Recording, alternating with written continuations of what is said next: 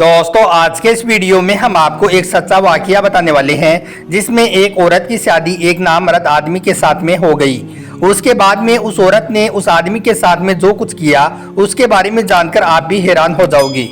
इसलिए आज का यह वीडियो आप सभी के लिए बहुत खास है और खास करके शादीशुदा इंसान इस वीडियो को आखिर तक जरूर देखें और अगर आपको अच्छा लगे तो मेहरबानी करके आगे शेयर भी कर दें ताकि और भी लोगों के पास में यह सच्चा वाकया पहुंच जाए। तो चलिए दोस्तों शुरू करते हैं। सच्ची हिकायत और नसीहत किताब से यह वाकया आपको बताया जा रहा है। एक साहब कहते हैं कि मैं हर जुम्मे को सुबह फजर की नमाज के बाद में अपने वालिद साहब की कब्र पर जाया करता था और उनकी कब्र पर जाकर फातिहा खानी किया करता था और उसके बाद में वहीं से अपने काम की तरफ निकल जाता था। एक बार ऐसा हुआ कि मैं जुम्मे के रोज सुबह फजर की नमाज के बाद में कब्रिस्तान गया। मैंने जैसे ही कब्रिस्तान में अपना पहला कदम रखा तो मैं बहुत हैरान और परेशान हो गया क्योंकि उस दिन कब्रिस्तान में ऐसी महक आ रही थी, ऐसी खुशबू आ रही थी जैसी खुशबू मैंने उससे पहले कभी नहीं सूंघी थी और ना ही ऐसी महक मैंने उससे पहले कभी महसूस की थी। आज मैंने उस नई खुशबू को कब्रिस्तान में महसूस किया था। उस खुशबू ने मुझको बेचैन कर दिया क्योंकि वो खुशबू किसी भी तरह से दुनियावी खुशबू नहीं लग रही थी। खैर उसके बाद में अपने वालिद साहब की कब्र पर पहुंचा और फातिहा खानी करने लगा। उसके बाद में मैंने देखा कि मेरे वालिद साहब की कब्र के चंद फासले पर ही एक नई कब्र बनी हुई है। उस पर ताज़ा फूल और नई चादर रखी हुई है जिससे अंदाज़ा लगा पाना मुश्किल नहीं था कि यह कब्र 2 या 3 दिन पहले ही तैयार की गई है। उसके बाद में जब मैं अपने वालिद साहब की कब्र से फारिग हुआ तो मैं वापस जाने लगा। फिर मैंने सोचा कि क्यों ना इस नई कब्र पर भी जाकर दुआई मगफिरत की दुआ मांग लूँ। यह सोचकर मैं उस नई कब्र की तरफ चल पड़ा और उस पर जाकर मगफिरत की दुआ करने लगा। दुआ के दौरान मैंने महसूस किया कि जो खुशबू मैंने कब्रिस्तान में दाखिल होते वक्त महसूस की थी वो खुशबू इसी कब्र से आ रही है। फिर मैंने उस कब्र की मिट्टी को अपनी मुट्ठी में भरा। उस मिट्टी को छूते ही मैं एकदम से हैरान हो गया क्योंकि उस कब्र की मिट्टी बहुत ठंडी थी जैसे नम हो, जबकि वो मिट्टी एकदम खुश्क यानी कि सूखी थी। इसलिए मैं इस बात को देखकर भी बहुत हैरान हुआ कि इस कब्र की मिट्टी कितनी ठंडी और नम है। खैर उसके बाद मैंने अपनी हैरत को अपने पास रखा और उस मिट्टी को वापस उस कब्र पर डाल दिया और अपने हाथ झाड़ते हुए वहां से चल पड़ा और फिर वहीं से अपनी दुकान पर चला गया और दुकान खोलकर बैठ गया। उसके बाद मेरी दुकान पर पहला ग्राहक आया। उसने जो सामान मुझसे मांगा मैंने उसे वो सामान दे दिया। जैसे ही मैंने उसको सामान दिया तो वो कहने लगा कि भाई आज तो खुशबू बड़ी कमाल की लगाई हो। उसकी यह बात सुनकर मैं कहने लगा कि भाई कैसी खुशबू, कौन सी खुशबू? मैंने तो कोई भी खुशबू नहीं लगाई है, मेरे हाथों पर तो मिट्टी लगी हुई है। तो यह सुनकर मेरा वो ग्राहक कहने लगा भाई क्यों मजाक कर रहे हो, आपने बहुत ही अच्छी खुशबू लगाई है और वो भी ऐसी खुशबू कि मैंने इससे पहले कभी महसूस ही नहीं की है। इतना कहते हुए वो वहां से चला गया। अब मैं पहले ही बहुत हैरान था, अब उसकी बातों को सुनकर और भी ज्यादा सोच में पड़ गया। सोचते सोचते फिर जब मैंने अपने हाथ को अपनी नाक के करीब किया तो मैंने महसूस किया कि ये वही खुशबू मेरे हाथ से आ रही है।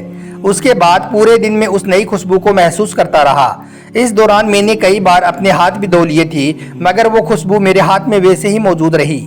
उसके बाद अगले दिन यानी कि हफ्ते के दिन मैं ना चाहते हुए भी कब्रिस्तान की तरफ चल पड़ा और अपने वालिद साहब की कब्र पर दुआई मगफिरत करने के बाद में उस नई कब्र की तरफ चला गया, यही सोचकर कि यह नई कब्र किसकी होगी, कौन है इस कब्र के अंदर जो इतना नेक है, इसने ऐसा कौन सा अमल किया होगा जो इसकी कब्र इतनी ठंडी और खुशबूदार है, इसने ऐसा कौन सा काम किया होगा जिसकी बदौलत इसको इतना बड़ा इनाम मिला होगा। यही बात सोच सोचकर मैं बहुत परेशान हो रहा था। यही बात सोचता हुआ फिर मैं उस कब्रिस्तान में काम करने वाले के पास में पहुंचा और उससे पूछा कि भाई ये कब्र किसकी है। तो उसने मुझे बताया कि साहब ये कब्र एक औरत की है। यह जानकर मैं और हैरान हुआ और सोचने लगा कि भला इस औरत को इस तरह का शानदार मुकाम किस तरह से मिला होगा। खैर उसके बाद अगला दिन इतवार का था। देर तक सोने की आदत होने के बावजूद भी मैं सुबह फजर की नमाज के वक्त उठ खड़ा हुआ और सीधा कब्रिस्तान की ओर रवाना हो गया। जैसे ही मैं कब्रिस्तान के अंदर दाखिल हुआ तो मैंने क्या देखा कि उसी औरत की कब्र पर एक बुजुर्ग आदमी कुरान पाक की तिलावत कर रहा है। फिर मैं अपने वालिद साहब की कब्र पर गया और दुआई मगफिरत करने के बाद में मैंने उस आदमी की तरफ देखा। वो बुजुर्ग आदमी भी उस नई कब्र पर दुआ कर रहा था। जैसे ही वो आदमी दुआ से फारिग हुआ तो मैंने देखा कि उसकी आंखों से मोटे मोटे आंसू गिर रहे हैं। वो सिसक सिसक कर रो रहा था, वो बिलख रहा था। मैं यही समझा कि इस आदमी को इस कब्र में सोने वाली औरत से बहुत ज्यादा मोहब्बत रही होगी, तभी तो यह इसकी जुदाई को बर्दाश्त नहीं कर पा रहा है और इसकी जुदाई के गम में सिसक सिसक कर रो रहा है। میں نے دیکھا کہ وہ بزرگ آدمی دعا سے فارغ ہو کر وہاں سے جانے لگا۔ جیسے ہی وہ وہاں سے واپس جانے لگا تو میں نے ان کو آواز لگائی کہ جناب ایک بات سنیے، بس تھوڑی دیر کے لیے آپ میری بات کو سن لیجئے۔ میں معافی چاہتا ہوں، میں نے آپ کو تکلیف دی، مگر میں آپ سے ایک بات پوچھنا چاہتا ہوں، اگر آپ برا نہ مانیں تو میں آپ سے کچھ پوچھوں۔ وہ بزرگ کہنے لگے جی اس میں برا ماننے کی کیا بات ہے، آپ پوچھئے کیا پوچھنا چاہتے ہو۔ انہوں نے نہایت ہی ادب اور محبت کے ساتھ میں جواب دیا۔ میں نے کہا جی شکریہ، آپ ابھی جس قبر پر دعا مانگ رہے تھے یہ قبر کس کی ہے، اگر آپ مناسب سمجھے تو بتا دیجئے۔ وہ بزرگ کہنے لگے یہ آپ کیوں پوچھ رہے ہو؟ تو میں نے کہا کہ دراصل اس قبر سے آنے والی خوشبو نے مجھے بے چین کر دیا ہے۔ اس قبر سے ایسی خوشبو آ رہی ہے جیسی خوشبو میں نے آج تک محسوس نہیں کی ہے۔ مجھے یہ خوشبو اس دنیا کی نہیں لگتی ہے۔ میں آپ سے جاننا چاہتا ہوں کہ اس صاحب قبر نے ایسا کون سا عمل کیا ہے جس کی وجہ سے ان کو یہ مقام ملا ہے کہ ان کی قبر بہت ہی ٹھنڈی اور خوشبودار ہے۔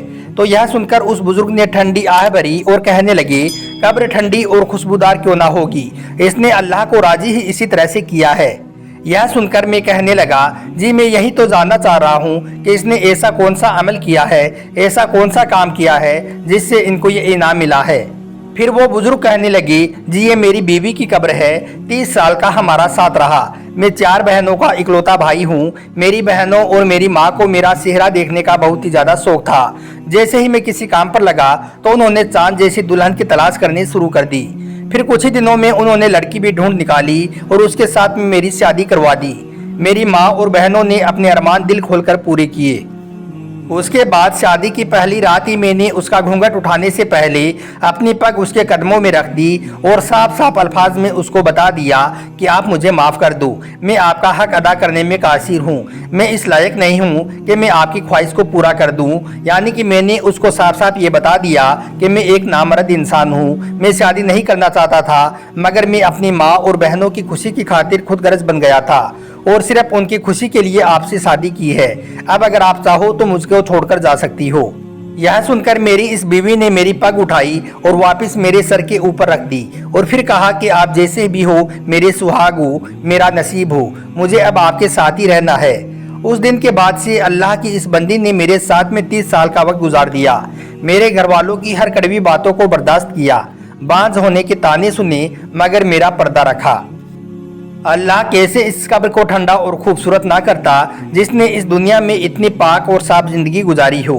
اتنا کہتے ہوئے وہ بزرگ زاروں قطار رونے لگی اور کہنے لگے اس عورت نے 30 سالوں تک صبر کیا ہے اور سب سے بڑی بات اس نے میرا پردہ رکھا ہے، اور یہی وجہ ہے کہ اللہ نے اپنے جنت کے باغوں میں سے ایک باغ اس کو عطا کیا ہے۔ پھر وہ بزرگ کہنے لگے بس میں آپ سے یہی بات کہنا چاہتا ہوں کہ اگر کسی عورت سے آپ وفا چاہتے ہو تو اس کو وقت دو، اس کو محبت دو، اس کو بھروسہ دو، اور سب سے بڑی بات اگر آپ اسے عزت دو گے تو وہ آپ کے لیے اپنی جان دے دے گی، مگر آپ کے ساتھ میں کبھی بھی بے وفائی نہیں کرے گی۔